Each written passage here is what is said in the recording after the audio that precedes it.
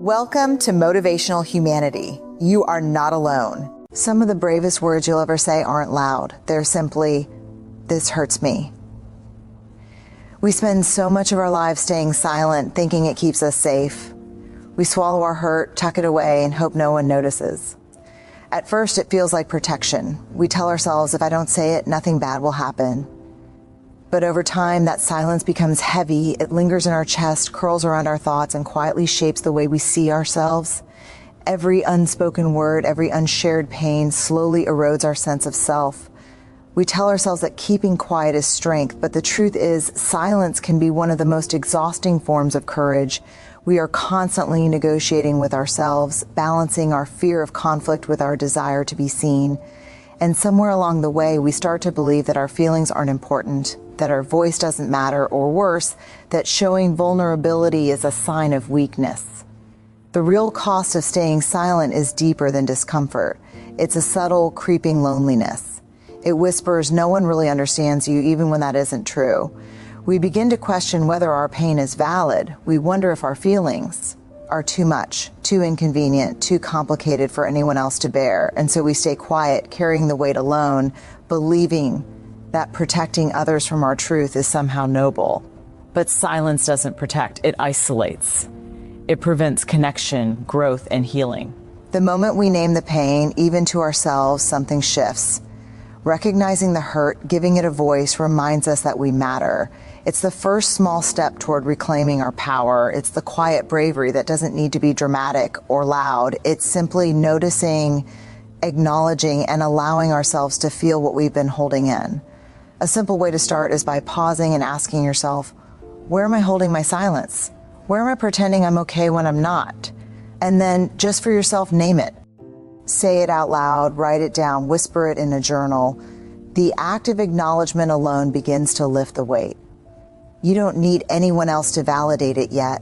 You just need to honor your experience. Because when you do, the walls you've built around your feelings start to soften, and you discover that speaking your truth, quietly, gently, can be the first act of freedom you've given yourself in a long time. There is a quiet misconception in the world that showing vulnerability is the same as being weak. We have been conditioned to believe that to feel deeply, to speak openly about what hurts us, or to admit that we are struggling somehow diminishes our strength.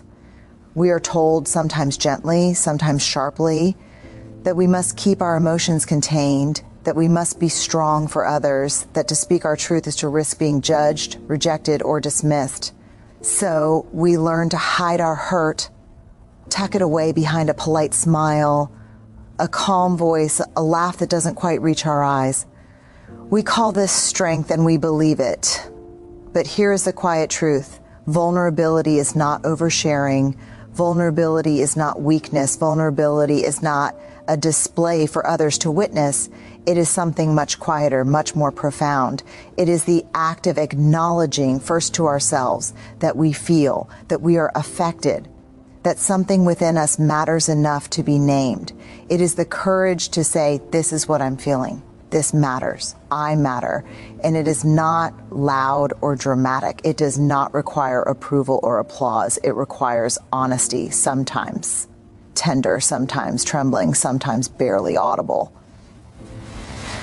When we allow ourselves to be vulnerable, it can feel terrifying. There is a deep instinctive fear that others will see our honesty and decide we are too much, too sensitive, too fragile, too inconvenient, that they will pull away or dismiss our feelings as trivial, that they will look at us and silently say, you shouldn't feel that way, you shouldn't need that, you shouldn't take up this space. And the fear is not unfounded. Many of us have felt that sharp sting before. Rejection, dismissal, ridicule, and it leaves a mark. It whispers that our feelings are unworthy, that our experiences are insignificant, that our voices do not matter. And so in the aftermath of that pain, we shrink. We hold ourselves small. We believe that if we speak up, we might fracture the fragile connections we have with others. But here is the paradox. The very act of holding ourselves small to protect relationships, to avoid conflict, to prevent discomfort, is often the thing that prevents real connection. Vulnerability is the bridge to intimacy, understanding, and empathy. It is the quiet courage that allows others to see us fully and without pretense. It is what transforms surface-level interaction into true human connection. When we pretend we are okay, when we hide the ways we are hurting, when we keep our struggles locked behind a composed exterior, we deny others the chance to meet us at our most authentic. We deny ourselves the chance to be known and understood. Vulnerability requires boundaries as much as it requires openness. It is not about pouring everything onto everyone around us. It is about discerning where, when, and how to be honest in a way that honors our experience without overextending ourselves. It is about speaking our truth in a clear, measured way, not to manipulate, not to seek validation, but to simply acknowledge our humanity. It is about saying, this matters to me, I am feeling this, I deserve to have this felt alongside me. It is an act of self-respect. We often forget that naming our feelings, even quietly, is a radical act. It is radical because it defies the ingrained belief that our emotions are a problem, that they are inconvenient, that they should be controlled or hidden. Naming our feelings is radical because it places value on our inner life, on the experiences that make us human, on the truths that others cannot dictate. It is radical because it teaches us that we are allowed to have needs and that acknowledging those needs is not selfish, it is essential. The inner struggle is real. There will always be that voice inside our heads telling us to stay quiet, to be polite, to minimize, to shrink. It will whisper that our feelings are too much, that others will reject us if we are fully honest, that our vulnerability will be used against us. That voice can be deafening, especially when we've spent years conditioning ourselves to listen to it. But the moment we dare to speak anyway, to acknowledge the hurt or longing inside us, we are taking the first steps toward freedom, the first steps toward reclaiming our sense of self-worth, the first steps toward forming connections that are not superficial but deeply resonant. We can start small. We can practice vulnerability in ways that feel safe and deliberate. Perhaps it begins with naming a feeling to ourselves without expectation of anyone else understanding. Perhaps it is writing in a journal or whispering a truth in the quiet of our own room. Perhaps it is telling a trusted friend, I need to share something. This is difficult for me. Each act of vulnerability, no matter how small, strengthens the muscle of courage within us. Each act teaches us that our emotions are valid, our experiences are worthy, and our voices matter. There will be resistance. There will be moments when we speak, and the response is less than we hoped. Someone may not understand, may dismiss us, may turn away. That is not a failure. That is not proof that vulnerability is wrong. That is proof that the world is imperfect and that not everyone can meet us where we are. And that is okay, because vulnerability is not about the reaction of others. It is about honoring ourselves. It is about saying to the world, and more importantly to ourselves, I see myself. I honor my experience. I am enough just as I am. As we practice vulnerability, we begin to notice subtle transformations. The weight of unspoken emotions begins to lift. Our relationships gain depth, clarity, and authenticity. We begin to recognize which connections can hold us in our truth and which cannot, without taking it as a personal failure. We learn to honor our boundaries while still offering honesty. We begin to understand that vulnerability is not a liability. It is a pathway to resilience, empathy, and inner strength. Perhaps the most profound lesson is this. Vulnerability teaches us that our feelings are not problems to solve, but truths to acknowledge. They are not signs of weakness, but invitations to courage. They are not burdens, but bridges. And when we embrace that truth, even quietly, we start to live differently. We start to speak with clarity and care. We start to honor ourselves in ways we never thought possible. We begin to realize that strength is not measured by what we hide, but by what we are willing to acknowledge, feel, and share. The practical steps are deceptively simple. Notice the moments when your instinct is to shrink, to hide, to stay silent. Pause, reflect, name the feeling, acknowledge it. Then in the ways that feel safe and intentional, communicate that feeling whether in writing, in speech, in quiet reflection, or with someone you trust. Let vulnerability be a daily practice, a quiet rhythm that reminds you that your emotions are valid, your voice matters, and your courage is real. Because in the end, vulnerability is not about being seen perfectly, it is about being seen at all. And when we allow ourselves to be seen, even in small, trembling ways, we reclaim a piece of ourselves that has long been hidden. We give ourselves permission to matter. And we teach the world, gently but firmly, that our feelings, our truths, our very selves deserve to be honored. Courage does not always roar. It does not always arrive in moments of grand spectacle or dramatic victory. Often, courage is quiet, trembling, almost imperceptible. It comes in the form of a voice that shakes, hands that sweat, a racing heart, or a mind that whispers, maybe I shouldn't, maybe I can't. And yet it is precisely in those moments, when fear is present and we step forward anyway, that courage is born. We carry an illusion that bravery is only demonstrated in fearless leaps, bold decisions, and decisive action. But true courage often feels fragile, hesitant, uncertain. It is the act of moving forward while the weight of doubt presses heavily against us. We hesitate because we are intimately familiar with failure, rejection, and disappointment. We have been told, whether explicitly or subtly, that making mistakes is shameful, that admitting uncertainty is weak, that asking for help is inconvenient. So when a situation calls for courage, our instinct is to shrink, to avoid, to stay invisible. We measure our bravery by whether we feel completely confident or entirely unafraid, and when those conditions aren't met, we assume we are failing. But courage does not demand fearlessness. It only demands persistence. It asks us to try even when we are unsure, to speak even when our voices tremble, to act even when we do not feel ready. The inner struggle is real. There's a voice in our heads that says, what if I fail? What if I look foolish? What if this goes terribly wrong? And that voice is not lying. Life is unpredictable. Others may misjudge us. Our efforts may be misunderstood or dismissed. The outcomes we hope for may not arrive. But courage is not defined by the outcome. Courage is the choice to show up, to stand in truth, to act in alignment with what matters to us, even when the path ahead is uncertain. It is the quiet decision to keep walking forward when every instinct tells us to retreat. We often underestimate the courage it takes to embrace our vulnerability. Saying what we feel, setting boundaries, admitting mistakes, asking for help, all of these acts require quiet courage.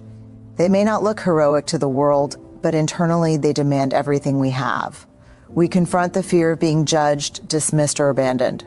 We confront the discomfort of being exposed, even if only slightly. And we discover that courage and vulnerability are inseparable. One cannot exist without the other. To be courageous is to allow ourselves to be fully seen, to embrace uncertainty, and to risk being misunderstood while staying grounded in our truth.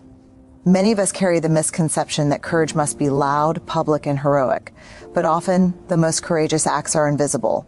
They are the emails we send, the conversations we have, the boundaries we set, and the quiet affirmations we whisper to ourselves each morning. Courage is found in the decision to stop ignoring our pain and start honoring it. It is found in the choice to leave toxic patterns behind, even when fear of loneliness or judgment looms.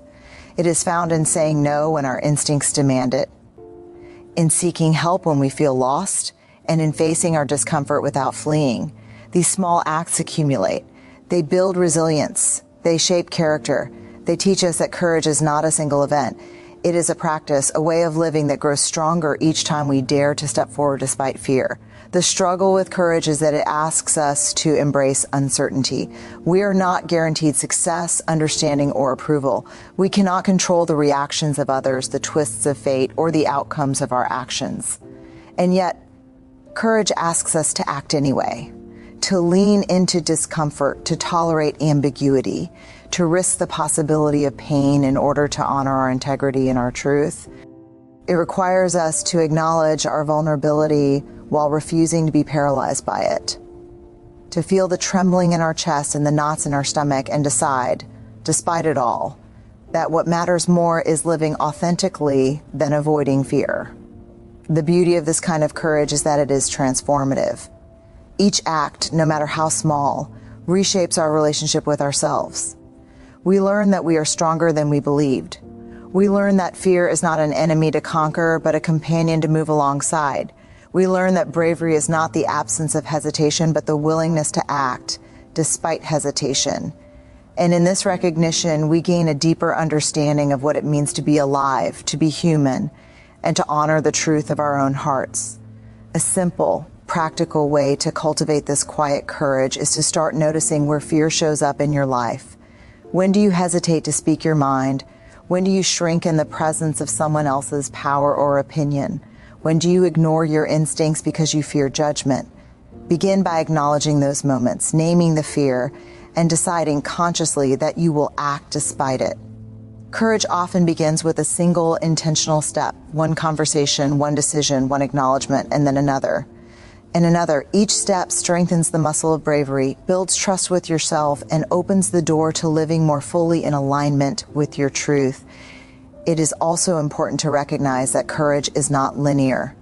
Some days it will feel easy, almost natural. Other days fear will dominate, and the act of being brave will feel monumental. Both experiences are valid. Both experiences are part of the process. The presence of fear does not negate the presence of courage. In fact, it often proves it. Courage exists because fear exists. Bravery is measured not by the absence of fear, but by the decision to move forward in its presence.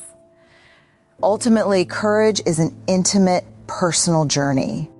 It is the act of listening to the voice inside that knows what matters, even when the world tells us to remain silent. It is the choice to honor our needs, speak our truth, and face discomfort with dignity. It is not flashy, not performative, and not dependent on external validation. It is deeply human, profoundly transformative, and quietly revolutionary.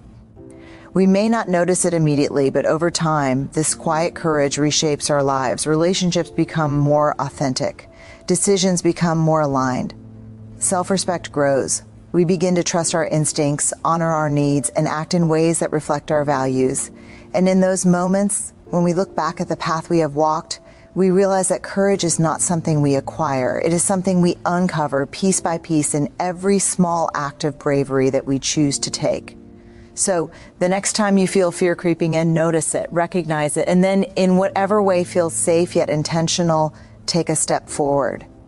Speak the truth you've been avoiding. Set the boundary you've been postponing. Express the emotion you've been holding inside. Allow yourself to move, even with trembling hands and a quivering voice, because that is where courage lives. In the small, quiet moments, in the moments that feel shaky and uncertain, in the moments when you choose honesty over avoidance, authenticity over fear, and integrity over comfort, that is where you will find your strength. That is where real transformation begins. Honesty has a way of changing everything, even when we fear it will break what we hold most dear. We often believe that telling the truth will cause rupture, that naming what is real, our pain, our needs, our boundaries will push people away, and sometimes it does. Sometimes the response is not what we hoped for. Sometimes the honesty we offer is met with confusion, dismissal, or even rejection. That is terrifying.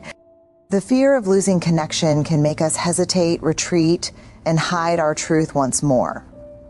We worry that relationships, once fractured by honesty, may never heal. We tell ourselves that silence is safer, that avoidance protects both us and others, and that speaking up is selfish or reckless. But in truth, honesty does not destroy relationships. Misalignment does. Pretending, shrinking, or denying our own experience is far more damaging than the occasional discomfort that comes from truth. When we finally allow ourselves to be seen, when we name what has been hidden, we begin to understand something profound. Honesty acts as a filter. It clarifies which relationships can hold us as we are and which cannot. The people who truly matter, the ones who value us for our whole selves, will rise to meet us. They may stumble, they may struggle, they may need time, but the relationships that are meant to last will deepen. The ones that cannot meet us will reveal their limits. And that is not failure, that is revelation. It is not rejection, it is clarity. We begin to see who can truly witness us without trying to fix, judge, or diminish us, and that knowledge is a form of liberation. The inner struggle here is immense. Our minds conjure endless scenarios. What if they leave? What if they misunderstand? What if they judge me harshly? What if I am wrong? These questions can keep us silent for years, for decades even, and the weight of unspoken truth can slowly erode our confidence, our self-worth, and our sense of safety. We fear the immediate discomfort of honesty more than the long-term pain of suppression. We forget that relationships built on pretense, avoidance, or half-truths are brittle. They may last superficially, but they lack depth, trust, and authenticity. Silence keeps us in the illusion of connection, while honesty reveals the foundation of reality. When we choose to speak our truth, we confront this fear directly. We acknowledge that the outcome is uncertain, that others may respond imperfectly, and that we cannot control their reactions. And yet, despite all that uncertainty, we step forward anyway. There is a quiet bravery in choosing transparency over convenience. There is power in refusing to shrink. There is freedom in recognizing that our feelings, our needs, and our experiences deserve to be known, even if the world is unprepared to meet them fully.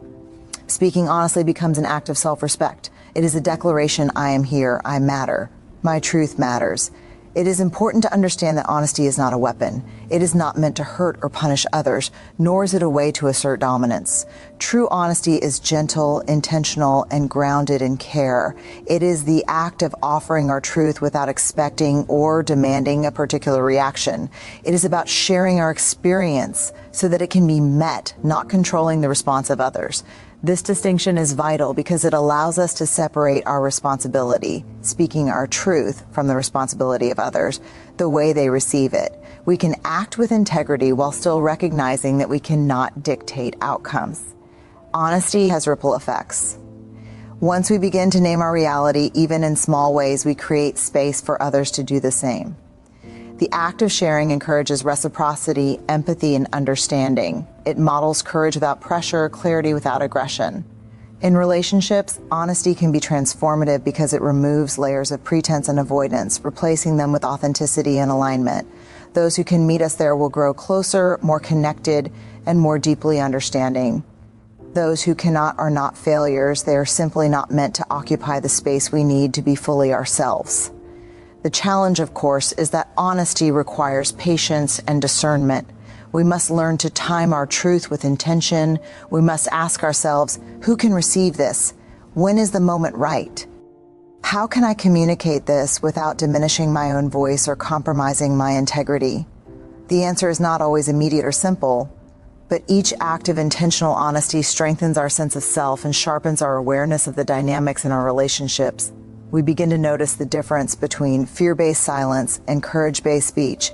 We learn that discomfort is often a sign of growth rather than a signal to retreat.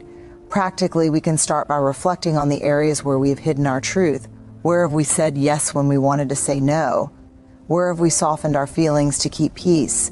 Where have we minimized our needs to avoid tension?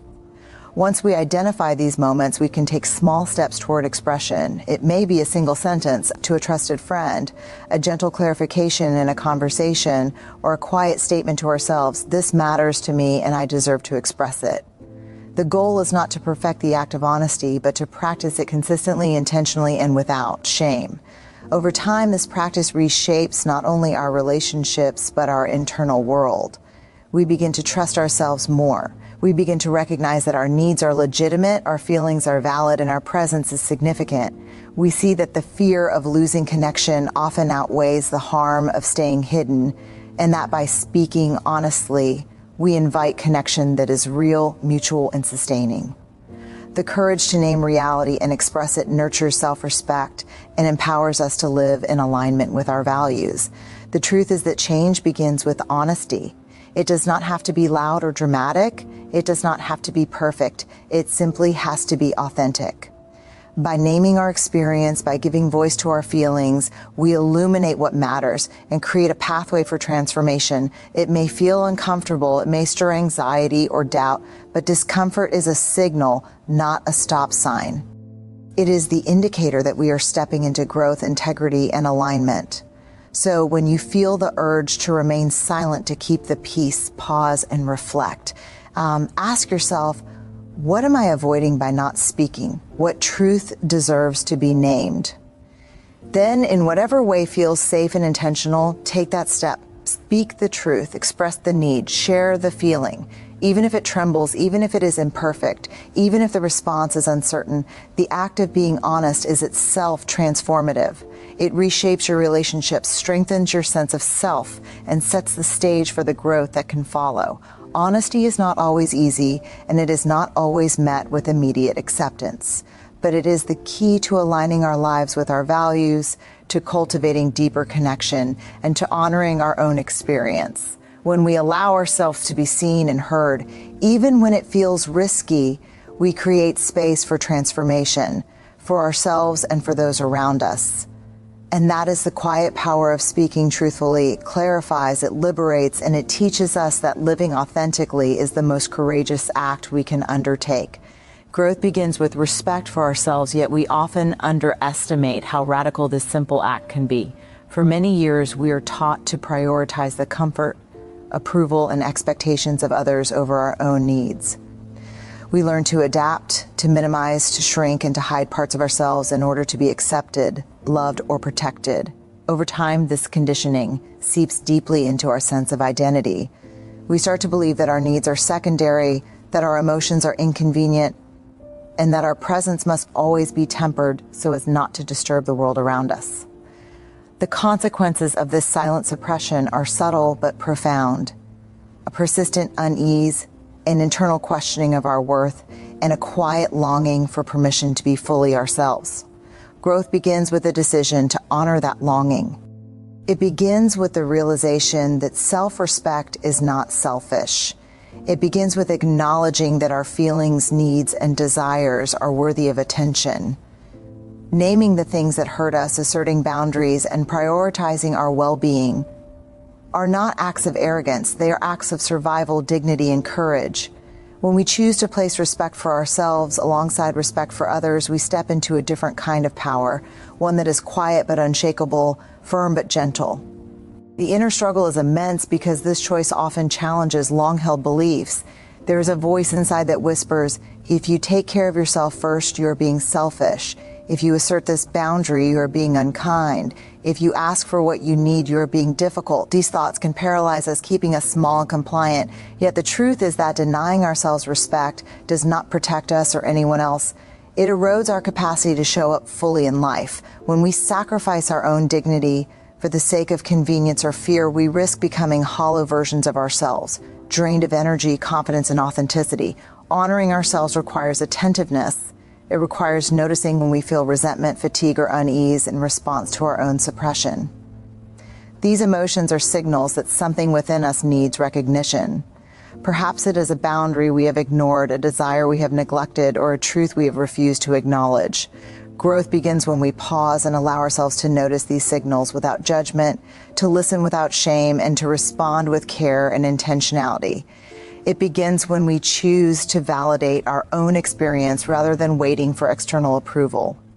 One of the most challenging aspects of self-respect is that it demands courage in the face of uncertainty.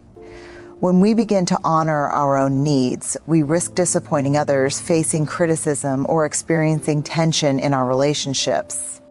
We are often conditioned to fear these consequences as if discomfort equals failure. Yet the deeper truth is that growth, change, and resilience often require discomfort. The moments when others question our choices, misunderstand our intentions, or react with surprise are not signs that we are wrong. They are signs that we are stepping into a new space, one where we are aligned with our truth rather than constrained by external expectations. Growth also involves recognizing patterns that no longer serve us. It requires reflection on the ways we have compromised our values, ignored our intuition, or silenced our emotions to maintain the status quo. Each recognition is a doorway, an opportunity to act differently moving forward. We may start with small acts, saying no to something that drains us, expressing our feelings honestly, carving out time for rest or reflection, or speaking up in situations where we previously stayed silent. Each act reinforces the understanding that we are worthy of our own respect and capable of claiming it, even in small, incremental ways. The transformation that comes with this kind of growth is profound and cumulative. By consistently choosing self-respect, we cultivate confidence, clarity, and inner strength. We begin to notice the difference in our relationships. Interactions become more authentic, balanced, and mutually supportive. Others learn implicitly and explicitly how to treat us through the boundaries and standards